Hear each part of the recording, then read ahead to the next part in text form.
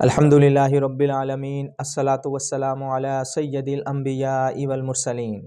محترم سامعین، خانقاہ بیت السالکین کی طرف سے السلام علیکم ورحمۃ اللہ۔ محترم سامعین، حضرت عبداللہ بن مسعود رضی اللہ عنہ سے روایت ہے، حضور نبی کریم صلی اللہ علیہ وآلہ وسلم نے فرمایا، اقرؤوا سورۃ البقرۃ فی بیوتکم فإن الشیطان لا يدخل بیتا یقرأ فیہ سورۃ البقرہ۔ اس کا مفہوم ہے، تم اپنے گھروں میں سورۃ البقرہ پڑھا کرو، اس لیے کہ یقیناً اس گھر میں شیطان داخل نہیں ہوتا جس میں سورۃ البقرہ کی تلاوت کی جاتی ہے۔ تو محترم سامعین، سورۃ البقرہ کی فضیلت اور اہمیت کا اس حدیث سے پتہ چلتا ہے کتنی اہم ہے۔ تو ہمیں سورۃ البقرہ کی اپنے گھر میں خود تلاوت کرنی چاہیے، اور اگر ہم خود نہیں کر سکتے، نمبر ایک تو خود کریں۔ سب سے اچھی بات تو یہ ہے کہ ہم خود پڑھیں گھر میں، اور اگر ہم خود نہیں پڑھ سکتے تو پھر ہم روزانہ کی بنیاد پر موبائل پر ہم چلا سکتے ہیں۔